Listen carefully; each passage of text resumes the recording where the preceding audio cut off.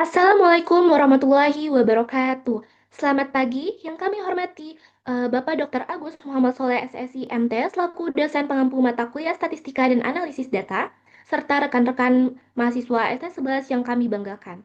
Puji syukur kita panjatkan kehadirat Allah Subhanahu wa taala atas rahmat dan karunia-Nya sehingga kita semua dapat terhubung secara virtual dan melaksanakan sesi presentasi daring pada hari ini dalam keadaan sehat walafiat. Sebelum kita masuk ke inti pembahasan, izinkan kami membuka presentasi ini dengan sedikit pantun yang relevan dengan topik kita. Jalan-jalan ke kota Kediri, singgah sebentar membeli mata kucing. Gadget dipakai hampir tiap hari tanpa kita sadari, tapi bagaimana kabar mata kita yang terus bekerja tanpa henti? Belajar daring dari pagi sampai malam, tugas menumpuk tak ada jedanya. Hari ini, mari kita bahas bersama hubungan durasi penggunaan gadget dengan kelelahan mata khususnya pada mahasiswa PKU IPB 2025. Halo semuanya, perkenalkan saya Nadia Karisa Islami dan rekan saya Talita Banwati. Kami perwakilan dari kelompok 3 Statistika dan Analisis Data ST11 akan mempresentasikan hasil penelitian yang telah kami lakukan yang berjudul Hubungan Durasi Penggunaan Gadget terhadap Tingkat Kelelahan Mata pada Mahasiswa PKU IPB Angkatan 62. Next. Adapun anggota kelompok kami, yang pertama Alia Meliana, Kaisan Muhammad Dean, Insyira Aulia Rahman, Zahra Amalia Putri, Amir Hamzah Syarif Siregar, Muhammad Fadli Luki, Talita Banwati, Bintang Krisanta Lumben Raja, Nadia Karisa Islami, dan Muhammad Reza Fahlepi. Boleh, next.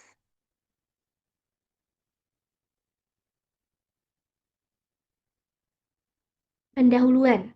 Penelitian ini dilatar belakangi oleh tingginya intensitas penggunaan gadget di kalangan mahasiswa yang berisiko menyebabkan gangguan mata atau CVS. Namun, hasil penelitian terdahulu masih menjadi perdebatan. Ada yang bilang durasi itu pengaruhnya kuat, ada juga yang bilang tidak. Karena adanya perbedaan ini, makanya kami tertarik meneliti bagaimana sebenarnya kondisi mata mahasiswa PPKU IPB Angkatan 62. Baik, boleh di next. Adapun tujuan penelitian. Tujuan penelitian ini sebenarnya ada tiga. Yang pertama, kami ingin tahu seberapa lama rata-rata mahasiswa main gadget. Yang kedua, seberapa banyak yang matanya sakit CVS. Dan yang ketiga, kami ingin membuktikan apakah durasi yang lama itu benar-benar menjadi penyebab utama sakit mata atau CVS ini. Oke, boleh di next. Baik, mari kita masuk ke bagian metodologi penelitian. Penelitian ini menggunakan pendekatan kuantitatif dengan desain studi cross-sectional yang dilakukan di lingkungan PKU IPB. Populasi penelitian ini adalah mahasiswa aktif angkatan 62. Untuk jumlah sampel, kami tidak menentukannya secara sembarangan, melainkan menggunakan perhitungan rumus Lovin dengan margin of error 10%. Dari hasil hitungan tersebut, kami mendapatkan angka minimal 98, sekian yang kemudian kami genapkan menjadi 100 responden agar datanya itu lebih valid. Teknik pengambilan sampelnya adalah purposive sampling berdasarkan kriteria inklusi, yaitu mahasiswa aktif PPKU IPB Angkatan 62 dan yang bersedia mengisi kuesioner. Instrumen utama yang kami gunakan adalah kuesioner standar internasional atau CVSQ yang sudah teruji validitasnya. Data kemudian dianalisis dalam dua tahap, yaitu analisis univariat untuk melihat persentase dan tabulasi silang untuk membedah hubungan antar variabel. Selanjutnya akan dijelaskan oleh rekan saya, Talita Banwati. Selanjutnya, mari kita lihat fakta di lapangan melalui gambaran umum responden. Data yang kami temukan ternyata cukup mengkhawatirkan. Pertama, terkait durasi. Kita bisa lihat pada grafik kiri, terdapat dominansi mutlak di mana 83% mahasiswa masuk dalam kategori pengguna gadget durasi tinggi atau lebih dari 6 jam per hari. Kedua, dampaknya terlihat jelas pada grafik kanan. Prevalensi atau angka kejadian computer vision syndrome atau CVS mencapai 87%. Artinya, hampir 9 dari 10 mahasiswa yang kami teliti mengalami gejala mata lelah, perih, dan pandangan kabur.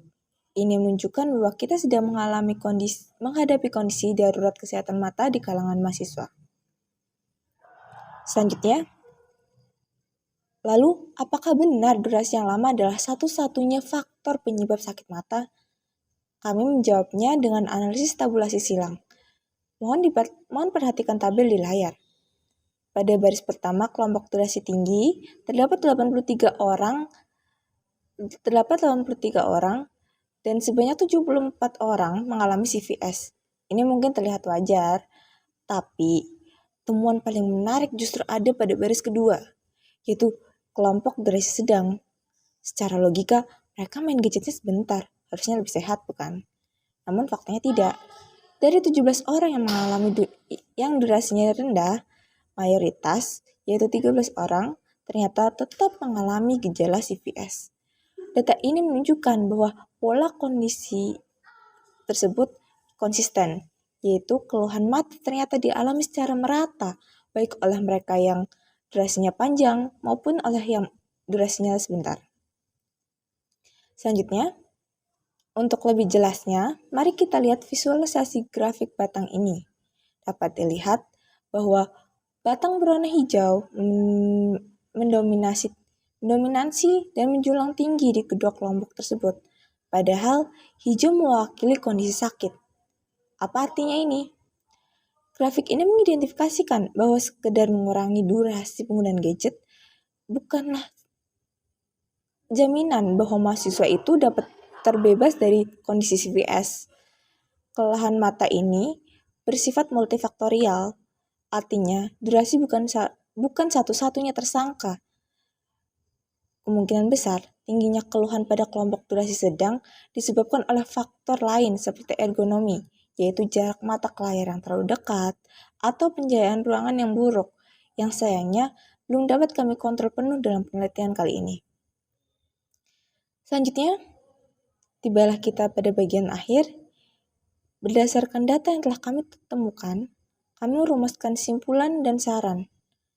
Untuk simpulan, bagi mahasiswa PKU yang berada dalam kondisi ketergantungan gadget tinggi, yaitu 83%, dengan tingkat kesehatan mata yang kritis, yaitu 87%. Namun data membuktikan bahwa durasi bukanlah faktor tunggal, karena keluhan mata secara merata terjadi di mahasiswa-mahasiswa tersebut. Berdasarkan hal tersebut, kami mengajukan 2 jenis saran. Yang pertama yaitu saran praktis untuk mahasiswa, yaitu bukan berhenti menggunakan gadget, tetapi melakukan manajemen istirahat dari gadget tersebut.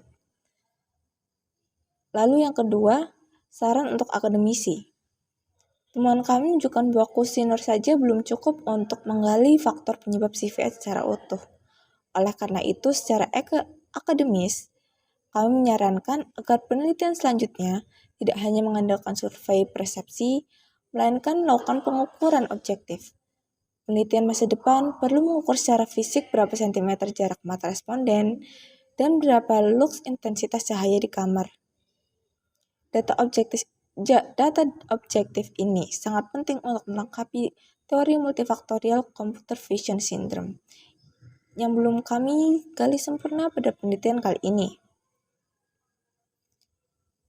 Lalu, sebagai penutup, durasi penggunaan gadget bukan hanya soal kebiasaan gadget, tetapi soal bagaimana kita menjaga dan menghargai tubuh, termasuk mata yang telah banyak berjasa membantu di setiap aktivitas kita sehari-hari. Melalui pemahaman tentang hubungan antara waktu penggunaan gadget dengan tingkat kelelahan mata, diharapkan kita dapat lebih bijak dalam mengatur ritme harian penggunaan gadget. Semoga hasil presentasi ini tidak hanya menambah wawasan, tetapi menjadi pengingat bahwa kesehatan mata adalah investasi jangka panjang. Teknologi memang memberikan kemudahan, tapi kesehatan kita lah yang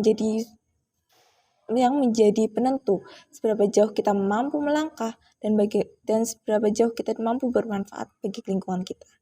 Karena itu, mari kita gunakan gadget secara cerdas, terukur, dan bijaksana. Terima kasih atas perhatian teman-teman. Semoga di tengah rutinitas padat sebagai mahasiswa PPKU IPB 2025, kita tetap mampu menyeimbangkan kebutuhan akademik dengan kebiasaan penggunaan gadget yang sehat, agar bukan hanya produktivitas yang terjaga, tapi juga kesehatan mata kita terjaga. Sekian dari saya. Terima kasih. Wassalamualaikum warahmatullahi wabarakatuh.